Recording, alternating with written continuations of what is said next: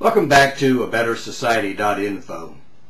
This is our 24th video in our regular series, and I want to spend a little bit more time talking about the importance of tolerance of other people's culture and history, and its importance in terms of having as successful a society as possible.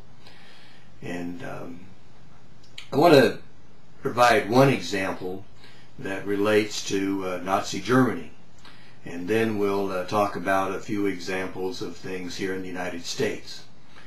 Now, in Nazi Germany, before the war, in the late 1920s and 30s, there was a group of very well-educated scientific research type people.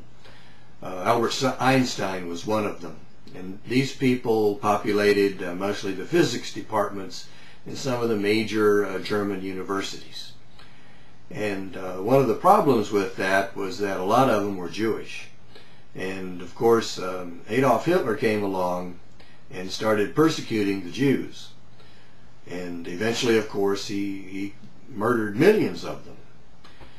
So Hitler came in, and he didn't value the capabilities, the potential contribution of these Jewish scholars to the German economy.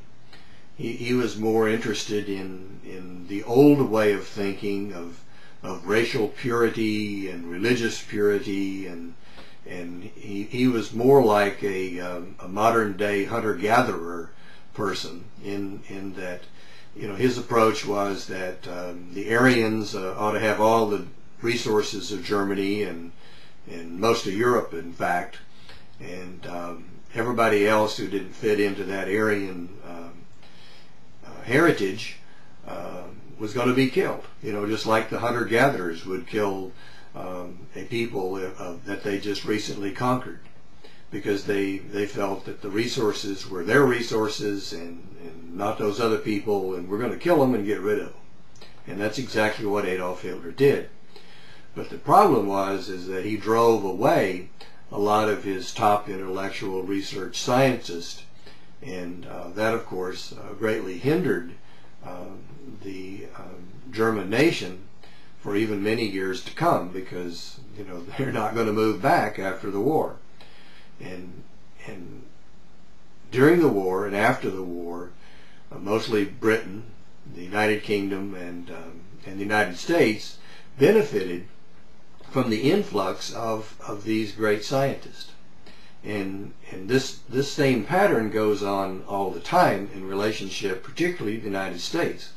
There's a lot of people who want to come here, and we benefit from the fact that they come here, but their nation, that a lot of those nations where they come from have a lot of poverty, and of course they're going to continue to have poverty if they can't keep their top people.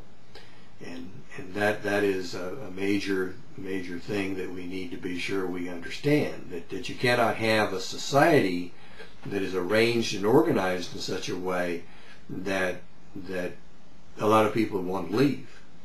And we have had that sort of thing go on in the United States.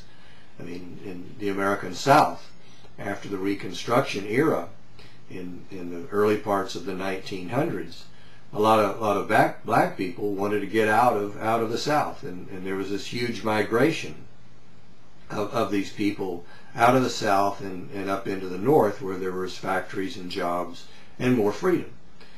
And so the South remained in a state of great poverty, and part of the problem is a lot of their people didn't want to stay there and didn't want to leave, and because they were repressed, much the same way that the physicist scholars of Germany were repressed, and they left.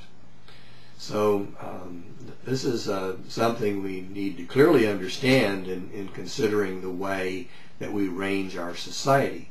We have to be able to keep the people and their productivity within the society if we're going to benefit from that.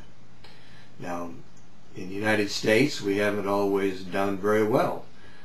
I used to live in Gardena, California, and I knew people who were Japanese, and they were rounded up and put in concentration camps.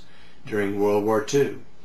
And I knew men who were part of the original 100th Battalion from Hawaii, and they were integrated in with the 442nd Infantry Unit, and they went off to fight the Italians and the Germans in Europe, while their parents and their younger brothers and sisters were in concentration camps in the United States. A lot of those people were American citizens that lived here for generations, that owned land for generations, and of course nearly all of them didn't get any of their land back.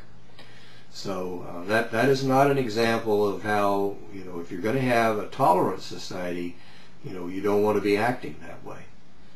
A couple more examples, and these are fairly sensitive issues today. Here in Virginia, we have a lot of people who value their Confederate heritage, a lot of Confederate reenactors. And a few years ago, the mayor of our city established a Confederate weekend where Confederate reenactors came, and they've set up camps, and they brought a lot of business to town, and it was a good thing for the community. And what's interesting about that is that the mayor who has set this up was black. And in my way of thinking, him doing that, was in the American tradition of tolerance. It wasn't his heritage, but he recognized that it was a heritage that was important to other people. And he was, not only did he tolerate it, he celebrated their heritage with them. Now later on, another mayor came along, and she was Caucasian, and she stopped all of that. And it was said that she did that because she felt it made our city look bad by commemorating something that had to do with the Confederates. And of course that way of thinking isn't in keeping with the American tradition of tolerance of other people's heritage.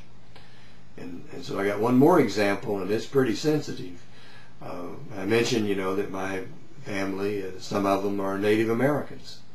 And there's, we know what happened in the American West, where the cavalry units came and often, attacked villages at dawn.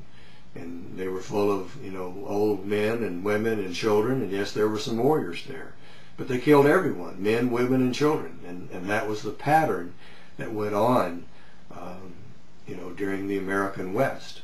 The general who commanded all of that, his motto was, the only good Indian is a dead Indian. Well, in Washington, D.C., there's a statue that commemorates the heritage of some of those cavalrymen who were out there shooting and killing Indians. Now, should an American Indian be campaigning to his congressman or congresswoman to have that Buffalo Soldier statue torn down? No, because we want to be valuing the heritage of all people, and we have to let bygones be bygones. I mean, I can't be upset with Germans because they killed my uncle in World War II, and I can't be upset with Vietnamese people because some of them killed my cousin in the Vietnam War.